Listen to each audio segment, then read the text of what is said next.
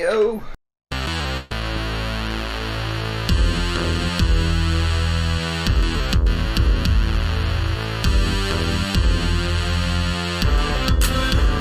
What's up, babies?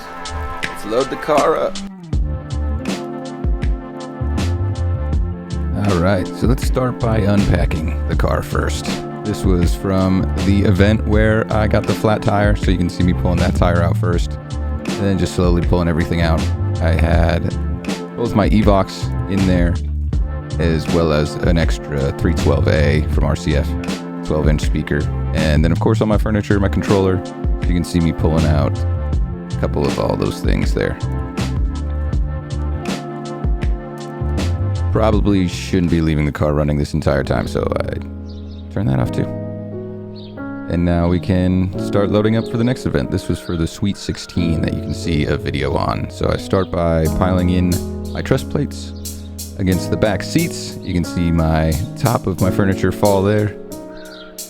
Rearrange it a little better. And now I'm gonna heave-ho 2 moving heads in the case into the car like a psycho. One cool thing about when I removed my back seats from the vehicle is it created a lot more headroom, which made it a lot easier to fit a moving case like this in there standing up especially. So then I piled a 12-inch speaker right next to it.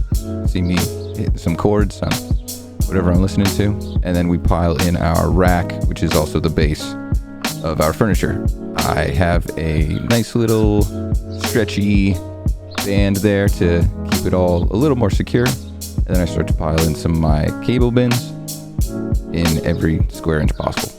The tops of the 312s normally fit perfectly on top of the furniture that I have.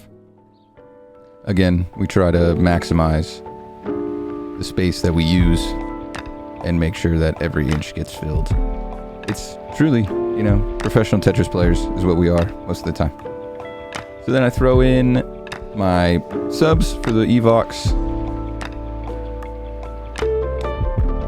Wander away for a little bit to grab our collapsible trussing, which I shimmy in the side there. The cool part about this vehicle and the Evox is that they do leave about 2 to 3 inches on one side, depending on which side you pick, so that you can fit things like your speaker stands, your mic stands, and of course, in this case, the collapsible truss. So there goes my controller in a soft case right on top of my Evoxes. Here comes another set of the collapsible trussing. And there's our final set of the collapsible trussing. We have 2 different styles that we use. And then that's our facade, so that we can hide all of our lighting controls, as well as any bags that we might have. God forbid they don't have any space for us. That was a mic stand. This is me being dumb and taking a speaker stand out to try and put another speaker stand in the bag that wasn't meant for the bag, only to realize that I'm just gonna grab the same freaking one I had before and put it right back in, because I'm dumb. So then that slides perfectly right on top of the collapsible trussing along the edge there. And we're just about done packing this whole thing up. I have to put our 2 loose moving heads that we don't have a case for yet. Plant those nicely on top of everything, make sure they're secure. That's really the ticket to fitting everything in here, is just kinda, as much as we want to protect those moving heads, they were super affordable and a last minute purchase to make sure that we could do these types of events. But you can see me throwing, I have what I call a photography wagon that really helped us at the Palace, because it was such a long walk and we had so many different items that we had to bring in there. And then here's just a bonus clip of me rolling a tire. It was really cold out. Woo! That's it, baby. So that's 2 Evox 12s. Got 1 312. Got 4 movers in there. 4 collapsible truss.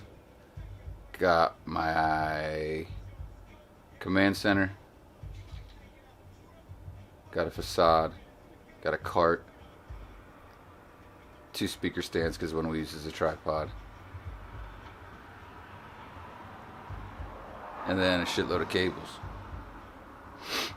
I think that's it. Should be all we need. Sick. I love this car.